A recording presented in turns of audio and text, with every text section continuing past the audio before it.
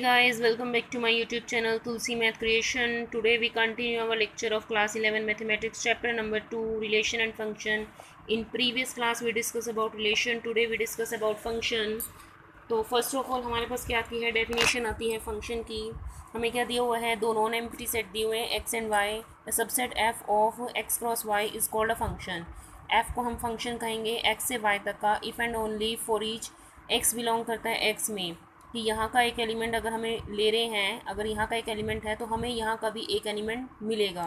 तो there exist a unique y belongs to Y such that उन दोनों का ऑर्डर पेयर किस में बिलोंग करेगा, उस फंक्शन के अंदर. तो it is return as f x to y. ठीक है. अब हमें एक नोट दिया हुआ है, no two different ordered pairs in F have the same first component, कि कोई भी ऑर्डर्ड पेयर है हमारे पास, उनका फर्स्ट कंपोनेंट जो है वो सेम नहीं होगा. अगर फर्स्ट कंपोनेंट सेम होगा तो वो फंक्शन नहीं होगा. ये नोट जो है मैं आपको नीचे एग्जांपल में समझाऊंगी. ठीक है. तो अब जैसे हमने यहाँ पे दिया हुआ है कि x और y हमें दो नॉन एम्प्टी सेट दे दिए, दोनों के अंदर एलिमेंट दे दिए. f दे दिया हमें 1 1 2 0 3 7 4 9, ये ऑर्डर्ड पेयर है, इसका हमें एक सेट दे दिया. तो ये पूछ रहा है कि क्या ये फंक्शन है. अभी हमने डेफिनेशन में बोला है कि फंक्शन कब होता है, कि जब हमारे पास क्या है, x के अंदर अगर हम कोई एलिमेंट लेते हैं, यानी कि x के अंदर जितने भी एलिमेंट हैं उन सब का हमें इमेज मिलेगा किसके अंदर, y के अंदर. यानी कि हर एक एलिमेंट की एक इमेज मिलेगी y के अंदर. ठीक है. तो यहाँ पे हमें क्या दिया हुआ था, x के एलिमेंट 1 2 3 4 थे. 1 के लिए अब इसमें हमें इमेज मिल रही है 1, 2 के लिए हमें मिल रही है 0, 3 के लिए मिल रही है 7, 4 के लिए मिल रही है हमें 9. यानी कि x के हर एक एलिमेंट के लिए हमें एक इमेज मिल रही है y के अंदर, इसीलिए f क्या हो गया, एक फंक्शन हो गया. ठीक है. लिखा भी है then f is a function from x to y because each element of x has a unique image in y. यानी कि x के हर एक एलिमेंट के लिए हमें y के अंदर एक एलिमेंट मिल रहा है, उसकी एक इमेज मिल रही है. ठीक है. तो ये फंक्शन बन गया. इसी तरह से अदर एग्जांपल दिया है हमें, एफ 1 1 दे दिया 2 1 3 7 4 9. अब ये पूछ रहे हैं कि क्या ये फंक्शन है, तो हमने लिखा then F is a function. अब हम ये कहेंगे कि ये फंक्शन क्यों है, क्योंकि एक्स के एलिमेंट है 1 2 3 4, इसके लिए हमें इमेज मिल रही है 1 7 9. पर अब हम ये कहेंगे कि जो इसका सेकंड कंपोनेंट है वो 1 के लिए भी 1 दे रहा है और 2 के लिए भी 1 दे रहा है. ठीक है. तो इसके लिए मैंने एक एग्जांपल लिखा है कि जैसे हमने फंक्शन एफ एक्स ले लिया एक्स स्क्वायर के इक्वल, तो मैंने एक्स की वैल्यू अगर 1 डालूंगी तो मेरे पास एफ ऑफ 1 की वैल्यू क्या आ जाएगी 1. अगर मैं एक्स की जगह -1 डालती हूँ तो एफ ऑफ -1 की वैल्यू भी क्या आ रही है 1. यानी कि 1 के लिए भी वो 1 दे रहा है, -1 के लिए भी 1 दे रहा है. यानी कि 2 डिफरेंट वैल्यूज़ के लिए मुझे एक यूनिक वैल्यू मिल सकती है. ठीक है. इसीलिए हमने यहाँ पे कहा है कि 1 के लिए भी वो 1 दे रहा है और 2 के लिए भी 1 दे रहा है, तो इसीलिए क्या बन गया, फंक्शन हो गया. तो because each element of x has a unique image in y. ठीक है. एक्स के हर एक एलिमेंट के लिए हमें यूनिक इमेज मिल रही है वाई के अंदर, इसीलिए हमारे पास एफ क्या हो गया, फंक्शन. आपने ये ध्यान रखना है कि सेकंड कंपोनेंट तो है रिपीट हो सकता है, बट फर्स्ट कंपोनेंट जो है रिपीट नहीं होना चाहिए, और एक्स के हर एक एलिमेंट के लिए हमें एक एलिमेंट मिलना चाहिए. रेंज ऑफ एफ आपको पता ही, मैंने बताया था ऑर्डर पेयर में हम सेकंड एलिमेंट लेते हैं तो हमारे पास क्या गया 1 7 9. ठीक है. और नोट में लिखा है सेकंड कंपोनेंट में रिपीट. ठीक. थर्ड पार्ट है हमारे पास, अगर एफ दे दिया हमें 1 1 2 0 4 5. अब ये पूछ रहे कि क्या ये फंक्शन है, नहीं ये फंक्शन नहीं है. क्यों नहीं है, क्योंकि हमने ये बात बोली है कि एक्स के हर एक एलिमेंट के लिए हमें एक इमेज मिलनी चाहिए वाई के अंदर. लेकिन यहाँ पे 1 के लिए भी है, 2 के लिए भी है, 4 के लिए भी, लेकिन 3 एलिमेंट जो एक्स का है उसके लिए हमें कोई भी एलिमेंट इधर नहीं मिल रहा है. ठीक है. तो then F is not a function because element 3 of x has no image in y. ठीक है. नेक्स्ट हमें दिया है एफ इज इक्वल टू 1 1 1 0 2 3 3 5 4 7. अब ये पूछे कि क्या ये फंक्शन है, हमने कहा ये फंक्शन नहीं है. क्यों, क्योंकि जो ऊपर मैंने ये नोट लिखा था, no two different ordered pairs in F have the same first component. यही चीज़ अब आपकी यहाँ पे आ गई कि ये ऑर्डर पेयर है 1 1, ये ऑर्डर पेयर है 1 0. अब इसका फर्स्ट कंपोनेंट इधर भी 1 है, इधर भी 1 है, ये क्या हो रहा है, रिपीट हो रहा है. तो हमने डेफिनेशन में यही बोला था कि कोई भी दो डिफरेंट ऑर्डर्ड पेयर हैं इन एफ में have the same first component, कि कोई भी दो डिफरेंट ऑर्डर्ड पेयर का फर्स्ट कंपोनेंट सेम नहीं होना चाहिए. अगर सेम हो गया तो वो फंक्शन नहीं होगा. ठीक है. इसीलिए हमने लिखा है then F is not a function because different ordered pairs 1 1 and 1 0 have the same first component. ऐसा भी हमने क्यों कहा है, क्योंकि अगर हम कोई भी वैल्यू, जैसे हमने ये फंक्शन लिया था, अगर मैं यहाँ 1 डालती हूँ तो वैल्यू 1 आती है, अगर मैं यहाँ 1 डाल रही हूँ तो वैल्यू 0 तो नहीं आ रही है ना मेरे पास. इसीलिए कि x की वैल्यू अगर मैं 1 डाल रही हूँ तो मुझे y की डिफरेंट वैल्यूज़ नहीं मिल सकती. ठीक है. तो हमें ये ध्यान रखना है कि ऑर्डर पेयर जो हैं उनका फर्स्ट कंपोनेंट सेम नहीं होना चाहिए. अगर वो सेम हो जाता है तो वो फंक्शन नहीं होगा. ठीक है. उसके बाद आती है आपके पास definition image and pre image. The unique element y of y is called the image of the element x of x under the function f x to y। It is denoted by F x, that is y is equal to F x. यानी कि हमारे पास एक function है x से लेके y तक का, f हमें एक फंक्शन दिया हुआ है x से लेके y तक का। तो उसने कहा है कि इमेज किसको बोलते हैं, इमेज बोलते हैं हम इधर के एलिमेंट को, ठीक है। तो इसने यही बोला है यूनिक एलिमेंट, यहाँ का हमने एक एलिमेंट ले लिया y, ठीक है, y यहाँ का एलिमेंट मिला, तो इसने कहा is called the image. Image बोलेंगे हम किसकी, of the element x under the function f, यानी कि y इज इक्वल टू क्या आएगा, एफ एक्स, क्योंकि इस फंक्शन के अंडर यहाँ का एलिमेंट यहाँ की इमेज देगा, इसीलिए F of X is equal to क्या हो गया, y, ठीक है। फिर मैंने यहाँ पे ये लिख दिया the element x is called a pre image और an inverse image of y। जैसे ये y is equal to F x है, तो मैंने यहाँ पे लिखा है जैसे ये f है, इसको हम इधर लेके जाएंगे तो f इनवर्स बन जाएगा, f इनवर्स ऑफ y। तो यहाँ से क्या आ जाएगा, ये इनवर्स इमेज x क्या बन जाएगा, इनवर्स इमेज ऑफ y। इसी को हम क्या बोल देते हैं, प्री इमेज, ठीक है। अब जैसे आपको एग्जाम्पल दिया है, x में एलिमेंट दे दिए, y में यानी कि दो हमारे पास नॉन एम्प्टी सेट दे दिए, p के लिए हमें a मिल रहा है, q के लिए b मिल रहा है, r के लिए d मिल रहा है, s के लिए e मिल रहा है। तो ये क्या बन गया, एक फंक्शन मिल गया। क्यों बन गया फंक्शन, क्योंकि x के हर एक एलिमेंट के लिए हमें एक यूनिक इमेज मिल रही है, ठीक है। इसी तरह से आपको अदर एग्जांपल दिया हुआ है यहाँ पे, जैसे ये दिया हुआ है x और y दोनों एम्प्टी सेट दे दिए, p q r s, यहाँ पे a b c d e। अब यहाँ पे p के लिए भी वैल्यू d मिल रही है और s के लिए भी वैल्यू d मिल रही है, ठीक है।